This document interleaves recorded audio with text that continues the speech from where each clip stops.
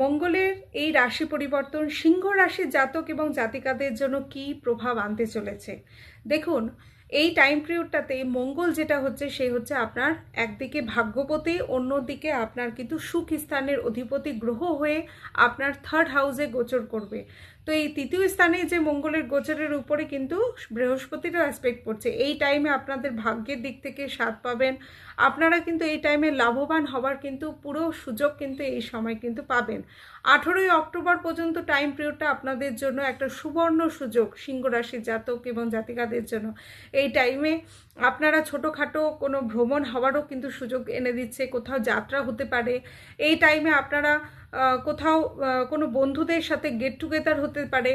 যারা এমন কোনো কাজ করছেন, যে সমস্ত ব্যক্তিরা যা কম্পিউটার রিলেটেড কোনো কাজ বা রিয়েল এস্টেটের কোনো কাজ বা এমন কোনো বিজনেস স্টার্ট করতে চাইছেন, বিজনেসে কোনো রকম ইনভেস্ট করতে চাইছেন, তাদের জন্য ভালো সময়। তবে হেলথের দিক থেকে একটু সচেতনতা থাকতেই হবে আপনাদের, কারণ আপনাদের রাশির লর্ড যে হচ্ছে সূর্য, সেই সূর্যের যে গোচর সেক্ষেত্রে আপনার হেলথের দিক থেকে কিন্তু একটু হলেও প্রভাব দিতে পারে। তবে এক্ষেত্রে আপনারা নতুন নতুন সুযোগ, নতুন অপরচুনিটি পেতে পারেন। যে সমস্ত বিদ্যার্থী রয়েছেন, বিদ্যার্থীদের দিক থেকে বলবো হায়ার স্টাডিজের জন্য খুব ভালো সময়। এই টাইমে দূর কোথাও যাওয়ার কিন্তু সুযোগ এনে দিচ্ছে।